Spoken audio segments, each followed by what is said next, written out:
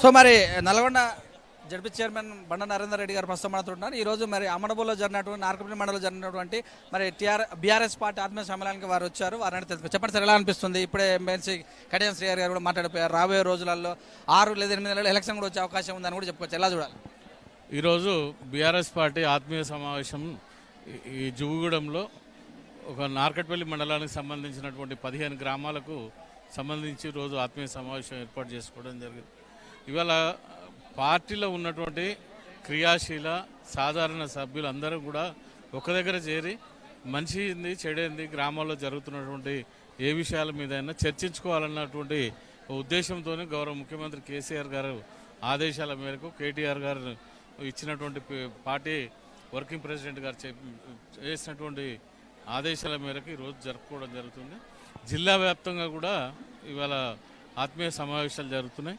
ఇక్కడ బీఆర్ఎస్ పార్టీలో ఉన్నటువంటి ప్రతి ఒక్కరు కూడా అందరం కలిసిమెలిసి ఉండాలన్నటువంటి సద్భావంతో చేసినటువంటి కార్యక్రమం. ఈరోజు టీఆర్ఎస్ పార్టీ చేస్తున్నటువంటి అభివృద్ధి సంక్షేమ కార్యక్రమాలన్నీ కూడా ఇంటింటికి తీసుకుపోయే విధంగా ప్రతి ఒక్కరికి అర్థమయ్యే విధంగా, ఎందుకంటే సాధారణ క్రియాశీల నాయకులకే కాదు, ఈరోజు నాయకులకే కాదు ప్రతి ఒక్క కార్యకర్త కూడా ఏ విషయమైనా మాట్లాడాల్సినటువంటి శక్తి ఉండాలన్న ఉద్దేశంతో వాళ్ళందరూ కూడా వివరించి చెప్పడం జరుగుతున్నది. ఎందుకంటే ప్రతి ఒక్కరు కూడా టీవీలు చూస్తున్నారు, అదేవిధంగా పేపర్ చదువుతున్నారు. అయినప్పటికీ కూడా మనము మన బాధ్యతగా ప్రతి ఒక్కరం కూడా చెప్పుకోవాలి. ఇంతకంటే ఈ భారతదేశంలో ఇన్ని అభివృద్ధి సంక్షేమ కార్యక్రమాలు చేస్తున్నటువంటి ప్రభుత్వం లేదు. అయినా కూడా మనం ప్రజలకు చేరువగా ఉండాలి, ప్రజల అవసరాలు తీర్చుకునేందుకు ముందుకు పోవాలన్న ఉద్దేశంతో చేస్తున్నటువంటి కార్యక్రమాలు.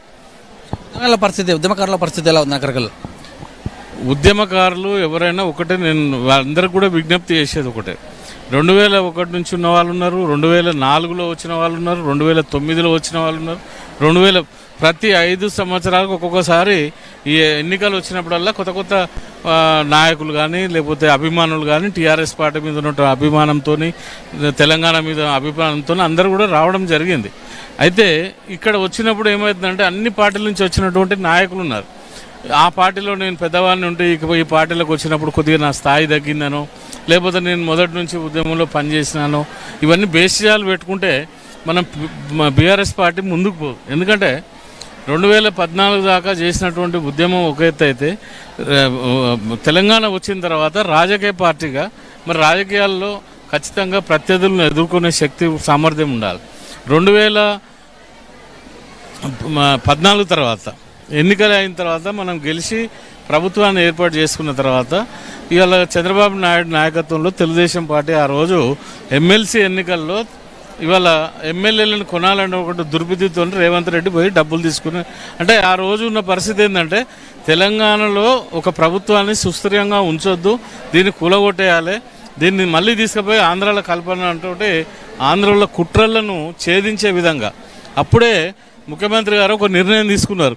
ఏంటంటే తెలంగాణలో ఈ పార్టీ ఆ పార్టీ అని కాదు, తెలంగాణ మీద ప్రేమ ఉన్నటువంటి వ్యక్తులు ఎవరున్నా తెలంగాణ మీద, తెలంగాణ సమాజంలో తెలంగాణకు వాళ్ళు వేరే పార్టీలో ఉండవచ్చు కాక, కానీ తెలంగాణ మీద అభిమానంతో ఉన్నారు.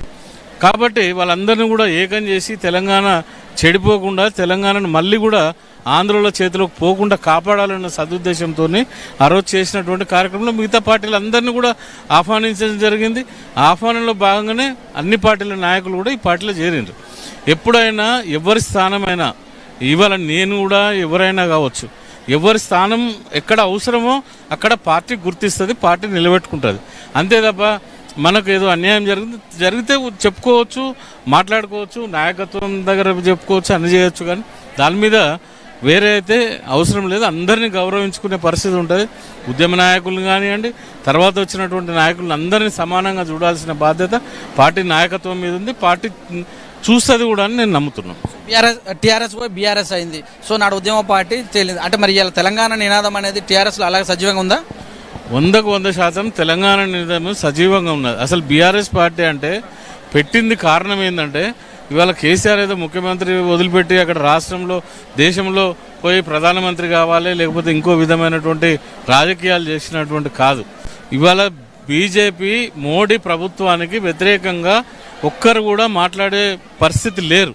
ఇవాళ కేసీఆర్ మాట్లాడితే కూడా ఈడీలనో లేకపోతే సిబిఐనో లేకపోతే ఐటీ దాడులు ఇవన్నీ చేస్తున్నటువంటి పరిస్థితి మనందరూ తెలుసు. ఇవాళ ఏ ప్రభుత్వం కానీ వ్యతిరేకంగా మాట్లాడితే ప్రభుత్వానికి ఏ రాష్ట్రంలో ఉన్నటువంటి నాయకులందరినీ కూడా అదేవిధంగా వాళ్ళు దాడులు చేస్తున్నారు. మరి ఎవరో ఒకరు కంకరం కట్టుకోవాలి. ఈ దేశంలో అన్ని వనరులు ఉన్నా ఈ దేశం వెనుకబడిపోవడానికి కారణం ఇటువంటి పరిపాలకులు ఉండడం వల్లనే ఈ దేశాన్ని ఒక రాష్ట్రమే బాగుపడితే కాదు ఈ దేశాన్ని కూడా బాగు చేయాల్సిన పరిస్థితి మనం భారతీయునిగా మన మీద ఉందన్న ఒక ఉద్దేశంతో బీఆర్ఎస్ పార్టీ పెట్టి ఆ బీఆర్ఎస్ పార్టీతో ఇప్పటికీ మనం చూస్తున్నాం. కర్ణాటక, మహారాష్ట్ర, ఛత్తీస్గఢ్ చుట్టుపక్కల రాష్ట్రాలన్నీ కూడా అక్కడ ఉన్నటువంటి మాజీ ముఖ్యమంత్రులు, మాజీ మంత్రులు, మాజీ ఎంపీలు అందరూ కూడా వచ్చి వాళ్ళ పార్టీలో జాయిన్ అవుతారు. అంటే దాని మీద ఉన్నటువంటి బీఆర్ఎస్ పార్టీ ఒక మంచి లక్ష్యంతో ముందుకు వస్తుంది. బీజేపీ నుంచి ఎదిరించాలి, బీజేపీని అంటే దాన్ని కట్టడి చేయాలంటే బీఆర్ఎస్ పార్టీతోనే అవుతుందన్న లక్ష్యంతోనే పనిచేస్తున్నాం. మొత్తం మీద చూస్తే విమర్శలు కూడా చాలా వస్తున్నాయి ప్రభుత్వం పైన.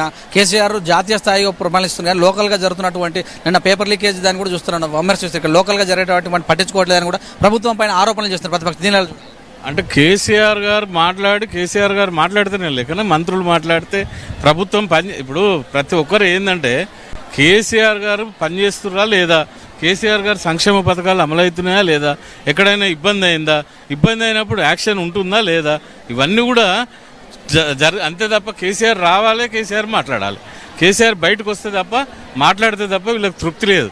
నేనేమంటున్నా అంటే ప్రభుత్వము మంచి సాఫీగా నడుస్తున్నది, ఎక్కడ కూడా ఎటువంటి ఇబ్బందులు లేకుండా. లీకేజ్ పై కూడా మేము ఒకటే చెప్తున్నాం, లీకేజీ కొన్ని తప్పిదాలు అక్కడ ఉన్నటువంటి ఉద్యోగస్తులు నమ్మక ద్రోహం చేయడం వల్ల ఇంతమంది లక్షల మంది విద్యార్థులతోనే చెలగాటమాడినట్టయింది. దానికి మేము కూడా చింతిస్తున్నాం. దాని మీద తప్పకుండా సరైనటువంటి చర్యలు తీసుకుంటారు. రాబోయే రోజుల్లో అవి అందరికి కూడా న్యాయం చేసే పద్ధతి ఉంటుంది. నల్గొండలో ఈసారి మా జెండా ఎగరేస్తామని ప్రతిపక్షాలు అంటున్నారు. మీరేమో 12 గెలుస్తున్నారు. మీ వ్యూహం ఏంది? ఇంక వాళ్ళు మాట్లాడితే ఏదైనా మాట్లాడతారు.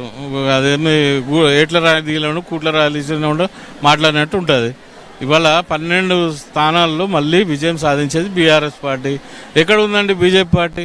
ఎక్కడ ఉందో మీకు తెలియదా? మీరు ప్రజలలో తిరుగుతున్నాం. బీజేపీ పార్టీ ఎక్కడ ఉంది? మాటలు మాట్లాడు ఇష్టం.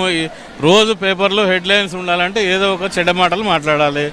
ఏదైనా ఇష్టం ఉన్నట్టు మాట్లాడితే ఫ్రంట్ లైన్లో ఉంటామన్న ఉద్దేశంతో మాట్లాడుతున్నారు తప్ప బండి సంజయ్ అంటే అసలు నిజంగా ఒక తెలివి దమ్మాకున్నోడైనా ఏదైనా మాట్లాడితే ఒక విధానం పట్ల కానీ ఒక దాని మీద ఏ విషయం మీద మాట్లాడినా కూడా సంస్కారం లేకుండా మాట్లాడడమే తప్ప సంస్కారవంతంగా ప్రజలకు అర్థమయ్యేటట్టు మాట్లాడే శక్తే లేదు.